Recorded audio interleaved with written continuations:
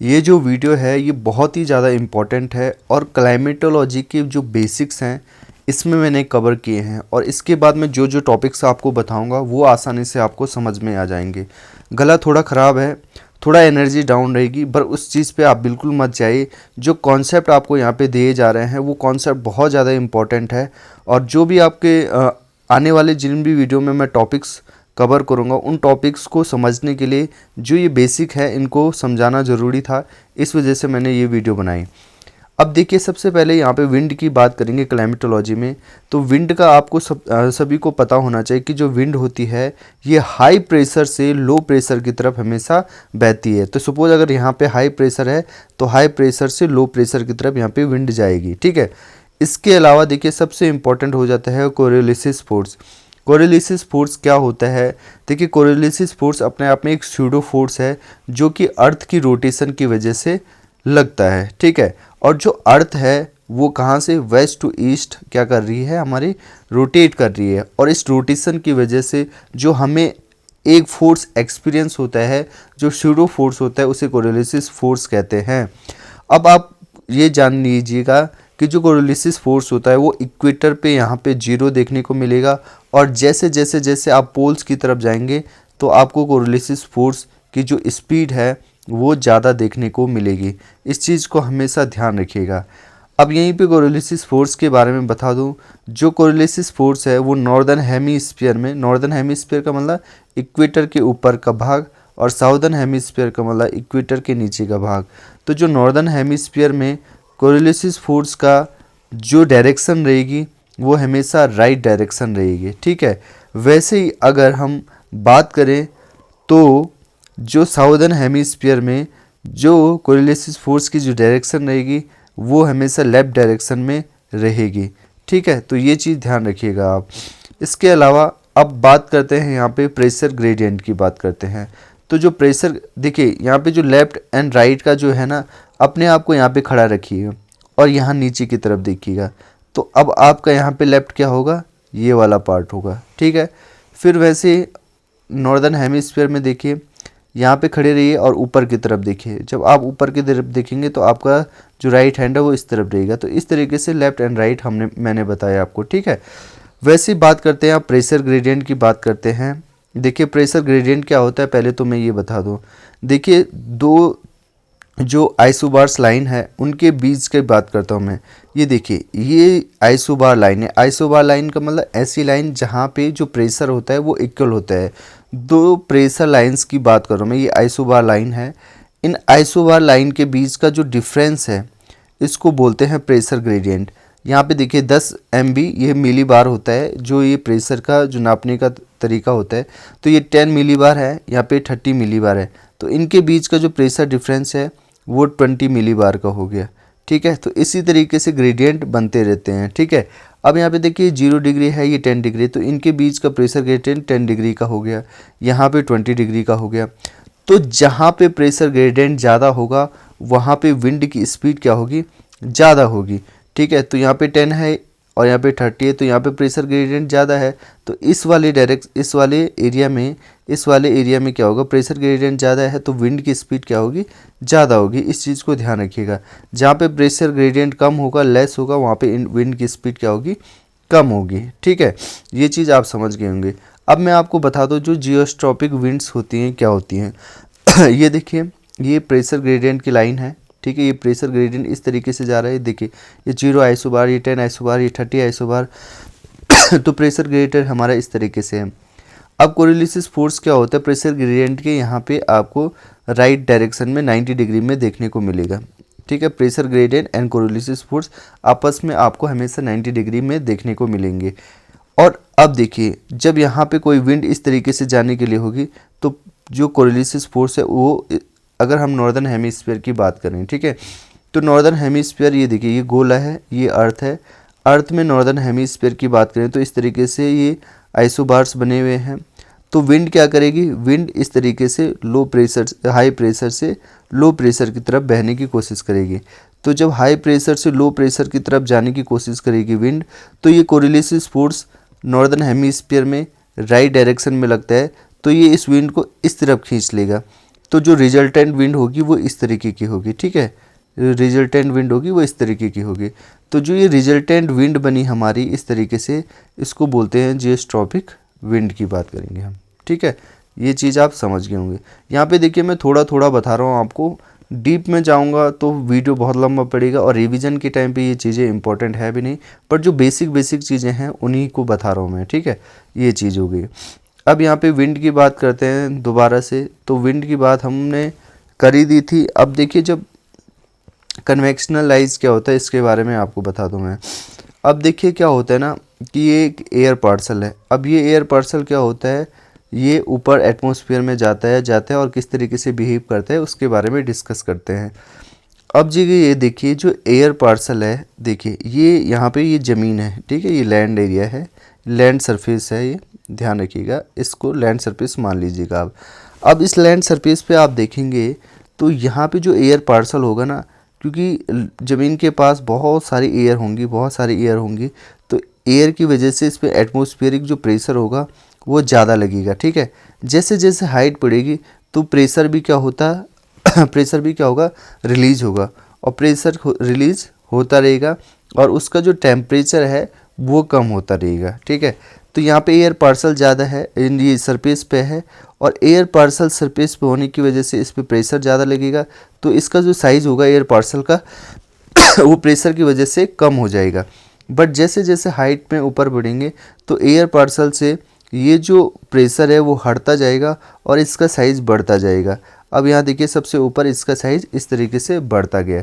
अब जैसे जैसे जैसे ऊपर जाएगा ये एयर पार्सल, एक तो इससे प्रेशर हटेगा, प्रेशर हटने से क्या होगा, इसके अंदर की देखिए यहाँ पे जो हीट कंसनट्रेटेड थी, वो हीट भी रिलीज होती रहेगी, रिलीज होती रहेगी। और जो ये एयर पार्सल है वो धीरे धीरे ऊपर जाते जाते प्रेशर हटने की वजह से हीट क्या होती है, डिस्ट्रीब्यूटेड हो जाएगी, टेम्परेचर इसका कम होता जाएगा। तो जैसे जैसे ये जो एयर पार्सल है वो ऊपर जाता जाएगा, इसका जो टेम्परेचर है वो भी डाउन होता जाएगा। इसके अलावा मैं अगर दूसरे तरीके से अगर आपको समझाऊं तो जो एयर पार्सल है वो जैसे जैसे ऊपर जाता है तो इसमें एक इन्वायरमेंटल, ये नॉर्मल लैप्स रेट होता है, एक क्या चीज़ होती है, नॉर्मल लैप्स रेट होती है। मतलब हर किलोमीटर ऊपर जाने पे जो एयर पार्सल होता है उसका जो टेम्परेचर है 6.5 डिग्री सेंटीग्रेड क्या होता जाता है, कम होता जाता है। तो इस तरीके से भी ये क्या होगा, ऊपर जाते जाते एयर पार्सल का जो टेम्परेचर है वो कम होता जाता है। वो दोनों तरीके से, मतलब घरेलू तरीके से भी समझा दिया और टेक्निकल तरीके से भी आपको समझा दिया। तो अब आपको ये पता चल गया कि जब एयर पार्सल ऊपर जाता है यानी कि एटमॉस्फेयर में ऊपर जाता है तो एक तो उससे प्रेशर रिलीज होता है और एक तो उसका टेम्परेचर क्या होता है, टेम्परेचर कम हो जाता है। जैसे जैसे इसका टेम्परेचर ऊपर जाते जाते कम होता जाता है तो एक लेवल ऑफ कंडेंसेशन आ जाता है और ये इतना ज़्यादा ठंडा हो जाता है तो डिफरेंट एयर पार्सल ऊपर जाते हैं एटमॉस्फेयर में, ये आपस में मिल जाते हैं और इस तरीके से क्लाउड का फॉर्मेशन करते हैं। धीरे धीरे जब बहुत सारे एयर पार्सल आपस में मिलते हैं तो ये हैवी हो जाते हैं और इस तरीके से रेनफॉल करते हैं। तो जब ये इस तरीके से ये वर्टिकली ऊपर जा रहा है ये एयर पार्सल, तो इसको कन्वेक्शनल राइज कहते हैं और ये क्लाउड फॉर्मेशन होता है और जब ये हैवी होने पे ये रेनफॉल हो जाती है, ठीक है।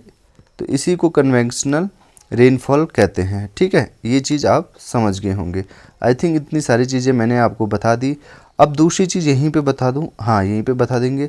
अब क्या होता है ना ये जो प्रोसेस है ये एडियाबैटिक प्रोसेस है। आपको सिंपल ये समझना है, जो एडियाबैटिक प्रोसेस होती है इसमें सिस्टम के अंदर कोई भी चीज़ पास नहीं होगी। जैसे ये एयर पार्सल का अपना एक सिस्टम है तो इसके अंदर जो हीट होगी ना, ये बाहर के जो सिस्टम है, ये बाहर का जो एरिया है उससे एक्सचेंज नहीं होगा कुछ भी, ठीक है। ये चीज़ आप समझ गए होंगे। अब देखिए इसमें क्या होता है, जब अब यही एयर पार्सल जैसे यहाँ ऊपर चले गए एयर पार्सल, अब सपोज ये जो एयर पार्सल है वो डाउनवर्ड आते हैं तो कैसे होता है। अब देखिए जो एयर पार्सल पहले ऊपर जा रहा था तो उसका टेम्परेचर क्या हो रहा था, कम हो रहा था। बट अगर यही एयर पार्सल सपोज नीचे आता है, डाउनवर्ड आता है, सरफेस की तरफ आता है, तो एक तो इसका धीरे धीरे प्रेशर बढ़ेगा, ठीक है, तो इसका जो एरिया होगा वो छोटा होता जाएगा। दूसरा, ये एडियाबेटिकली हीट होगा। एडियाबेटिकली हीट होने का मतलब वही जो एक्सचेंज ऑफ हीट नहीं होगा बाहर के उससे इन्वायरमेंट से, तो क्या होगा 6.5 डिग्री सेंटीग्रेड से ये क्या हो रहा था, ऊपर जब जा रहा था तो 6.5 डिग्री सेंटीग्रेड पर किलोमीटर से इसका जो टेम्परेचर था वो क्या हो रहा था, कम हो रहा था। बट जब ये नीचे आएगा तो ये उल्टा होगा, मतलब 6.5 डिग्री सेंटीग्रेड पर किलोमीटर जब नीचे आएगा तो इसका टेम्परेचर उतना ही बढ़ जाएगा। तो मतलब नीचे आने आने आने पे क्या होगा, टेम्परेचर बढ़ेगा। टेम्परेचर बढ़ेगा मतलब हीट बढ़ रही है। तो जब भी एयर पार्सल डाउनवर्ड आता है तो क्या होता है, जो एयर होती है, मतलब एयर पार्सल मतलब जो इसमें एयर है, तो ये एयर क्या होगी, हमेशा वार्म होगी एंड ड्राई होगी, ठीक है। तो जब भी ये नीचे विंड नीचे आती है तो वार्म एंड ड्राई विंड आपको देखने को मिलेगी। और ये जो फिनोमिना है ये आपको पर्टिकुलरली सब ट्रॉपिकल रीजन्स में आपको देखने को मिलेगी। और सब ट्रॉपिकल रीजन में डेजर्ट बनने का सबसे बड़ा कारण यही है, ठीक है। और इसमें एक चीज़ याद रखिएगा कि इस पर्टिकुलर एरिया में क्या होता है, जब जो हमारी एयर पार्सल होती है, एयर होती है, वो जब सिंकिंग करती है, सिंक डाउन करती है, तो उस पर्टिकुलर एरिया में कोई भी क्लाउड फॉर्मेशन नहीं होता है। अब जब क्लाउड फॉर्मेशन नहीं होगा तो जो स्काई होगा वो कैसा होगा, क्लियर होगा। अब जब स्काई क्लियर होगा तो जो धूप पड़ेगी वो डायरेक्टली इस तरीके से पड़ेगी नीचे। अब जब धूप पड़ेगी तो ऑटोमेटिकली हीट बढ़ेगा, हीट मतलब टेम्परेचर इंक्रीज होगा। तो ये चीज़ आपने देख ली, तो अब आप ये चीज़ समझ गए होंगे। अब आप यहाँ पे देखोगे तो ये है इक्वेटर वाला रीजन। अब यहाँ से क्या हो गया, यहाँ से यहाँ पे क्या होता है, यहाँ पे लो प्रेशर रहता है क्योंकि यहाँ पे हीट ज़्यादा रहती है। अब लो प्रेशर की वजह से क्या होता है, हीट राइज करती है, ठीक है। ये जो एयर पार्सल हैं वो राइज करते हैं और फिर हवा मतलब एटमॉस्फेयर में जाके काफ़ी ऊपर जाके सब ट्रोपोपॉज रीजन पे, ट्रोपोपॉज रीजन के बाद ये सिंक डाउन करती है। और सिंक डाउन कौन से रीजन में करती है, सरफेस में, सब ट्रॉपिकल रीजन में। अब सब ट्रॉपिकल रीजन में जब सिंक डाउन करेगी हमारी एयर, तो वहाँ पे आपको क्या, एयर जब सिंक डाउन करेगी तो वार्म एंड ड्राई विंड देखने को मिलेगी। तो इस तरीके से यहाँ पे आप देखोगे सब ट्रॉपिकल रीजन में सहारा डेजर्ट आपको देखने को मिलेगा नॉर्दर्न हेमिस्फीयर में, नीचे साउदर्न हेमिस्फीयर में आपको कालाहारी डेजर्ट देखने को मिलेगा। तो इस तरीके से आपको बहुत सारे डेजर्ट इस रीजन में देखने को मिल जाएंगे। तो आई थिंक इतना क्लियर कॉन्सेप्ट है। इसके अलावा जो डेजर्ट बनने का जो एक और रीज़न है वो ये होता है कोल्ड, जो कोल्ड करंट इस तरीके से बहती है। कोल्ड करंट यहाँ पे कैनेरी कोल्ड करंट है और यहाँ पे आपको बेंगवेला कोल्ड करंट देखने को, यहाँ पे नामीबिया डेजर्ट भी है। तो यहाँ पे जो कोल्ड करंट होती है ये डेसिकेटिंग इफेक्ट दिखाती है, जिसकी वजह से यहाँ पे क्या होता है, ये डेजर्ट बनते हैं। ये चीज़ें थोड़ा थोड़ा आप ध्यान में ज़रूर रखिएगा।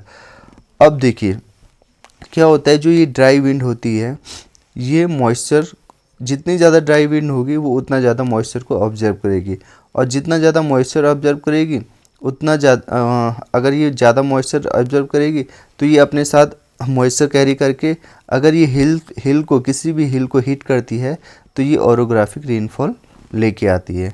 जैसे कि मैं आपको यहाँ पे एक एग्जांपल भी दे रहा हूँ साथ साथ में। देखिए ये विंड है, ये है हमारी क्या, ट्रेड विंड है, ये इक्वेटर के नीचे की ट्रेड विंड है, ठीक है। जब ये इस तरीके से इक्वेटर के ऊपर नॉर्दर्न हेमिस्फीयर में आएगी तो मैंने क्या बोला था, कोरियोलिस फोर्स की वजह से ये राइट डायरेक्शन में इसकी ये इस तरीके से मुड़ जाएगा, ठीक है। अब क्या है ना कि इक्वेटर में देखोगे आप गर्मी बहुत होती है, वो तो जो हमारी जो ये विंड होगी ये वार्म होगी, और ये वार्म जो विंड है ये क्या करेगी, यहाँ का जो मॉइस्चर है ये इस ये ओशियन का जो मॉइस्चर है ये अपने साथ कैरी करेगी, और कैरी करते करते करते ये क्या होगी, ये जो यहाँ पे आप देख रहे हैं, ये वेस्टर्न घाट्स देख रहे हैं, यहाँ पे वेस्टर्न घाट को हिट करेगी और यहाँ पे एक ओरोग्राफिक रेनफॉल हमको देगी। तो जो ये देखिए, ये हमारा, एक मिनट है, ये हमारा सपोज ये हो गया हमारा क्या, एक मिनट मैं इसको ढंग से बना लेता हूँ ताकि आपको चीज़ें समझ में आ जाए। तो ये हो गया सपोज हमारी ये वेस्टर्न घाट्स होगी, ठीक है। अब क्या हो गया, ये वेस्टर्न घाट, जो ये वाला वेस्टर्न घाट था मैंने उसको यहाँ पे अलग से बना दिया ताकि आपको समझा पाऊँ मैं। अब जो ये विंड आ रही है, जो अपने साथ वार्म विंड थी, जो अपने साथ मॉइस्चर को कैरी करके ला रही थी, ये यहाँ हिट हो गई, ये यहाँ क्या होगी, हीट हो गई, और हीट हो गई तो ये क्या होती है ना, ये देखिए जितनी ये ढलान स्टीप होगी उतनी जल्दी ये एयर राइज होगी और उतनी जल्दी क्लाउड फॉर्मेशन पड़ेगा और उतनी हैवी रेनफॉल होगी। अगर ये जो स्लोप है अगर ये स्टीप नहीं होगा तो क्या होगा, जो ये एयर पार्सल होगा वो धीरे धीरे धीरे धीरे ऊपर राइज होगा और धीरे धीरे धीरे ठंडा होगा और हल्की हल्की हल्की हल्की स्कैटर्ड वे में रेनफॉल करेगा। ये चीज़ भी आप समझ लीजिएगा। और ज़्यादा डीप कॉन्सेप्ट है पर उतना नहीं बता रहा हूँ, पर धीरे धीरे आप इतना समझ लीजिए, आपने पहले भी पढ़ा होगा तो समझ में आ रहा होगा आपको। ठीक है, अब क्या होगा हिट करेगा, इस तरीके से राइज होगा, एयर पार्सल कूल डाउन होगा, क्लाउड फॉर्मेशन होगा और यहाँ पे रेनफॉल हो जाएगी। ठीक है, हैवी रेनफॉल क्यों होती है, क्योंकि एक ही जगह पे क्लाउड फॉर्मेशन हो रहा है ना, तो वहीं पे रेनफॉल होगी। अब जब स्टीप होगा तो बहुत दूर दूर तक क्लाउड फॉर्मेशन होगा, तो जो हैवी जो क्लाउड फॉर्मेशन होगा उस वो उतना जो क्लाउड होगा वो उतना हैवी नहीं हो पाएगा, तो ये हल्का हल्का बारिश होगा। ठीक है, अब जब यहाँ पे बारिश होगी तो इस साइड को बोलते हैं विंडवर्ड साइड। ठीक है, इसे विंडवर्ड साइड बोल दिया। अब क्या होगा, ये जो विंड अपने साथ एयर मॉइस्चर लेके आए, इसने तो अपना जो मॉइस्चर है वो बारिश के रूप में इधर क्या कर दिया, डिपोजिट कर दिया। बट इस साइड जब ये विंड सिंक होगी तो इसने अपना सारा का सारा मॉइस्चर क्या कर दिया, यहीं पे विंडवर्ड साइड ढाल दिया बारिश के रूप में। बट जब ये अब सिंक करेगी, इसके पास कोई मॉइस्चर भी नहीं है, मॉइस्चर नहीं है तो ऊपर से ये क्या हो रही है, सिंक कर रही है। और सिंकिंग एयर कैसी होती है सिंकिंग एयर वार्म होती है। तो हमेशा ये मान लीजिए जो ये लीवर्ड साइड होता है इसको लीवर्ड साइड कहते हैं। तो लीवर्ड साइड में क्या होता है, हमेशा आपको जो विंड दिखेंगे वो वार्म दिखेंगे और इसका जो ये वाला जो रीजन होगा लीवर्ड वाला वो आपको हमेशा एरिड रीजन दिखेगा। इतनी चीज़ आप समझ गए होंगे। ठीक है, अब एक इम्पॉर्टेंट कॉन्सेप्ट है स्पेसिफिक हीट का जो मुझे अभी हाल में ही याद आया और मैंने इसको यहाँ पे मेंशन कर भी लिया। अब ये जो इम्पोर्टेंट है ये स्पेसिफिक हीट वाला, इसको थोड़ा ध्यान रखिएगा। देखिए जो लैंड की जो स्पेसिफिक हीट होती है वो वाटर की कंपैरिजन में कम होती है, ध्यान रखिएगा। तो इसका मतलब क्या हुआ, देखिए सिंपल लेमैन टर्म्स में समझा रहा हूँ, ज़्यादा टेक्निकल में नहीं जा रहा हूँ। ठीक है, तो इस लैंड की स्पेसिफिक हीट कम होने का मतलब क्या है कि जो लैंड है वो जल्दी गर्म और जल्दी ठंडा भी हो जाता है। ठीक है, वहीं अगर वाटर की बात करें तो वाटर को गर्म होने में भी टाइम लगता है और ठंडा होने में भी टाइम लगता है। इतनी चीज़ आप मान गए। इसका एग्जांपल भी दिखा देता हूँ और ये कहाँ पे यूज होगा ये भी बता देता हूँ। देखिए जैसे हम बात करते हैं लैंड ब्रिज और सी ब्रिज की, आपने बात करी होगी। अब क्या होता है ना, नाइट के टाइम पे देखोगे आप, जो हमारी लैंड होती है ना वो कूल हो जाती है, ठंडी हो जाती है, क्योंकि सूरज की किरण नहीं पड़ रही है तो लैंड हमारी कूल हो गई। अब जो हमारा वाटर है ना, मैंने क्या बोला, वाटर लैंड के कंपैरिजन में उतना क्या नहीं होगा, कूल नहीं होगा। तो मतलब अगर हम लैंड और वाटर का आपस में रिलेटिव टर्म्स में देखें तो वाटर क्या होगी, वार्म होगी एज कम्पेयर टू लैंड। तो यानी कि लैंड अभी क्या है, नाइट की बात हो रही है यहाँ पे, तो लैंड नाइट में क्या हो जाएगी, कूल हो जाएगी और वाटर क्या रहेगा, लैंड के कंपैरिजन में वार्म रहेगा। अब मैंने शुरू में बताया था आपको जो विंड है हमारी कैसे बहती है, high pressure to low pressure. ठीक है, high pressure to low pressure. और जहाँ पे ठंडा होगा वहाँ पे हाई प्रेशर होगा और जहाँ पे वार्म होगा वहाँ पे लो प्रेशर होगा। ये चीज़ याद रखिएगा। अब क्या होगा कि हाई प्रेशर से क्या होगा, हाई प्रेशर से जो विंड होंगी वो लो प्रेशर की तरफ जाएंगी। ठीक है, इस तरीके से ये जा भी रही हैं। तो ये देखिए, तो इसी को हम बोलेंगे लैंड ब्रिज। अब हम बात करते हैं यहाँ पे डे की बात। तो डे में क्या हो जाएगा, सूरज की किरणें रहेंगी तो लैंड क्या होगा, जल्दी से जल्दी क्या हो जाएगा, गर्म हो जाएगा, वार्म हो जाएगा। ठीक है, वहीं अगर हमारा वाटर है, वाटर लैंड के कंपैरिजन में हमें कूल देखने को मिलेगा। ठीक है, अब क्या होगा, वाटर कूल है, हम यहाँ पे डे की बात कर रहे हैं, ध्यान रखिएगा। तो वाटर क्या है, कूल है और लैंड क्या है, वार्म है।